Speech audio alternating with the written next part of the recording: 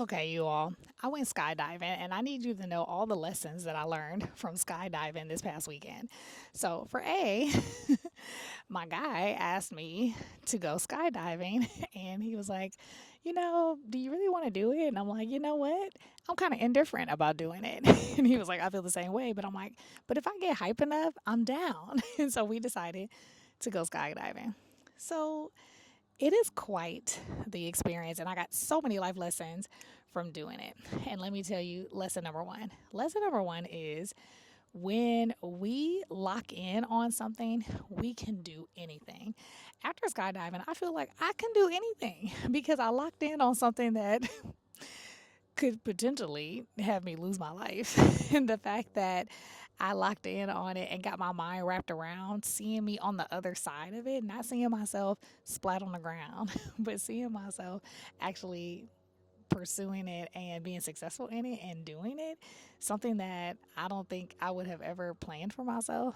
That locking in is a skill that you can use like anywhere. So for A, I learned listen, if you lock in on something, you really can accomplish anything.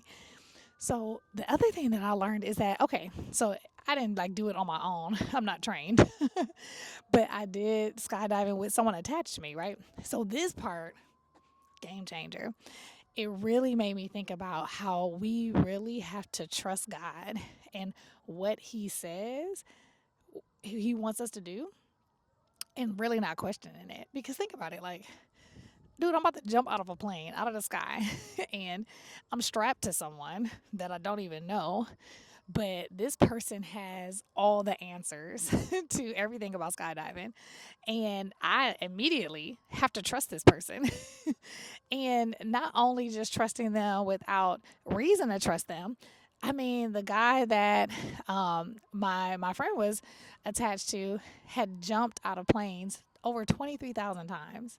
So, I mean, let's talk about professional. Let's talk about expertise, right? So, I mean, he's gone through this. He knows the feelings. He knows what people are going through when it's their first time jumping.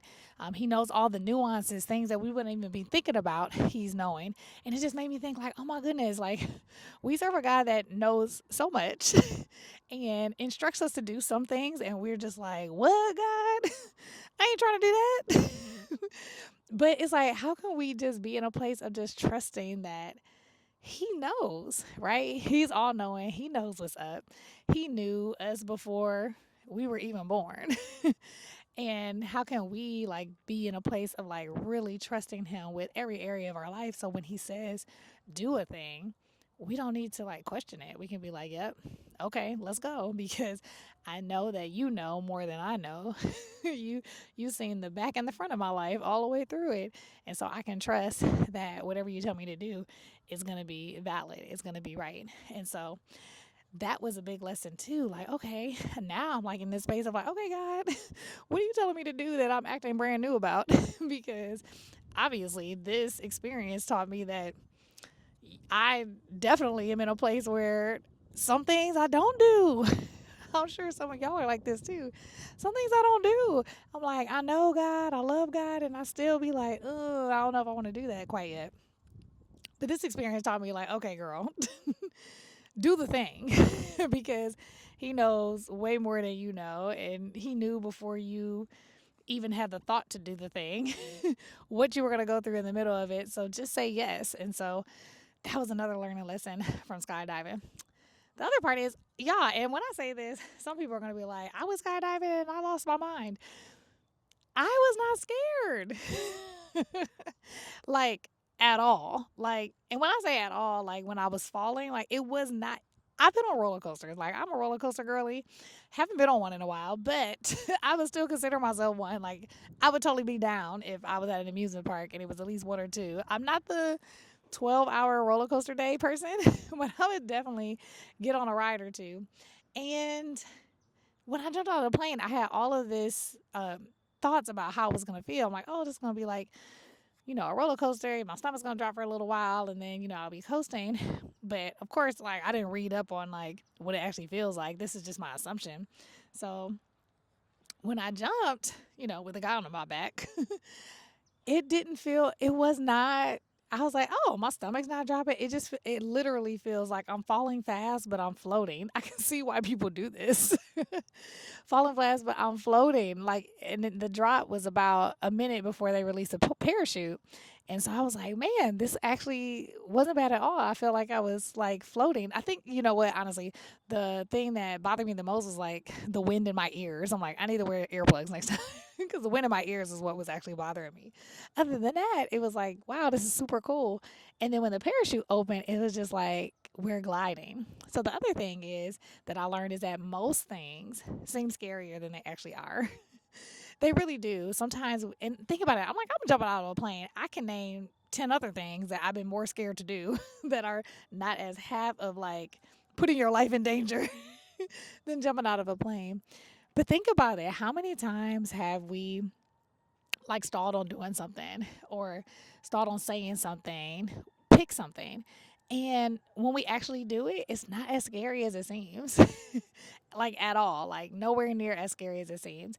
And so I want to offer to you, how can you start taking action toward the thing that you know God has told you to do, trusting that what he said is true, that he's not steering you the wrong way.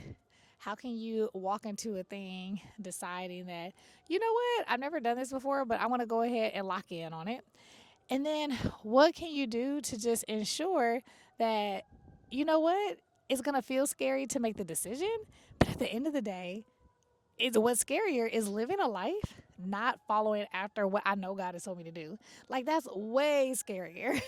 And that leaves way more anxiety versus the temporary anxiety that comes with making a decision that feels scary at first. And then once you do it, you're like, oh, okay, you know, you got to, you broken in. It's not as bad as it seems. I tell people I talk to a lot, you know, you got to choose your hard.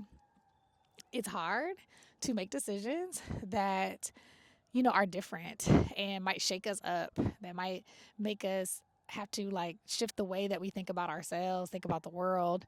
And wanting to feel like we got everything right the first time is usually not what's going to happen. So there's also going to be some scariness with messing up or looking foolish for a season. But you know what's also hard? Not stepping out at all and constantly thinking about what if. What if I would have did X, Y, and Z? What would my life look like differently? And I am committed to not living in the what if. I'm committed to taking the action to do the thing that seems hard at first so that I can live with the long term benefits of what comes from my temporary hard. So if you like this video, go ahead and like, comment, and click below if you haven't gotten my main character energy playbook. I know you would love it. It helps you shift your identity, who you've been acting like, into who you know you need to be, that main character of your own story. Go ahead and click below, and I can't wait to see you in the next video.